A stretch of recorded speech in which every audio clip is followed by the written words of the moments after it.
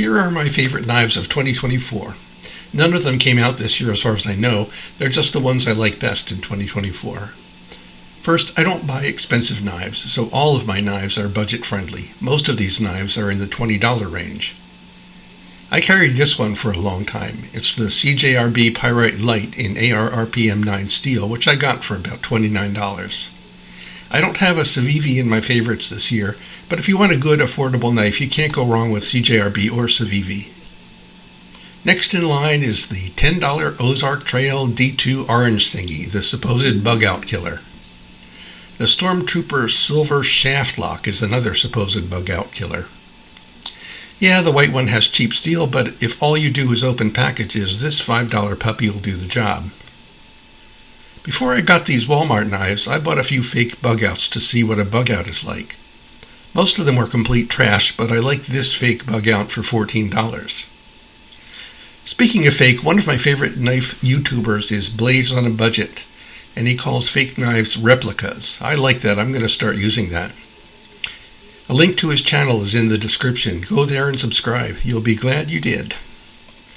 A real Benchmade bug-out MSRP starts at about $190, I believe. If you are like me, you're not going to pay for a bug-out, so these aren't bug-out killers. On the other hand, if you are someone who might buy a real bug-out, I'll show you what could be a real bug-out killer. This is the OK535 from OKKnives.net for $22. It's in VG10 steel, and VG10 is more than good enough for me. VG10 is not S30V or S90V, but it has better edge retention than AR-RPM 9. It has aggressive stippling on the scales, and the plastic is tough. It does not bend. And it came with an incredibly slicey factory edge. I bought another one to torture test it, but it hasn't arrived yet. By the way, there's no need for a disclaimer here. I bought all these knives with my own money. I have no affiliation with OK Knives or any other knife company. I have a couple of Spyderco replicas from OK Knives, the Paro 3 and the Sage 5. Plus I have this infamous $11 PM2 replica from AliExpress. All are on bearings. Yeah, I know Spyderco generally uses phosphor bronze washers, but I love bearings. All of my OK branded knives are also on bearings. I bought these replicas because I wanted to find out if I would like a Spyderco knife. I never thought I would. Spyderco knives are pretty ugly. But I really wanted to know if I would like the compression lock. As it turns out, it's the hole, not the lock, that made a Spyderco fan out of me. Some people like the hole because they can spidey flick it with their middle finger, reverse flick. I can't do that. I have an injured tendon on my middle finger. I can reverse flick it with my forefinger sometimes, but that's not a true spidey flick. But it's perfect for thumb flicking. I recently read that Sal Glesser was the first to invent a folding knife that can be opened with one hand, and it was a Spyderco. I don't know if that's true. Leave a comment if you know. Regardless, I don't even want to use knives with a thumb stud anymore, not even this great Pyrite Light. The thumb hole is perfect for me. At first I was just so-so about the compression lock. The lock has a sharp edge which is uncomfortable, and on the PM2 replica, the choil nub often hits my finger when I close the knife. Yeah, I know I can get a CME, the compression lock made easy.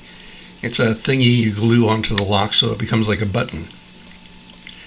Then I bought these OK branded knives from OK Knives, obviously inspired by Spyderco. I had to Dremel out easy access to the compression lock, but that only took a minute or so. I just got this last one, so I haven't Dremeled out the opening yet.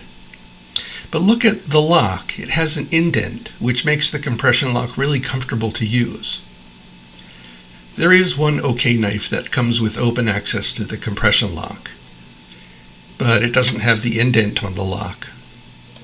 Two of these are marked S30V and one is VG10. I just got this one today in M390. Are these real steels? I don't know. I have no idea.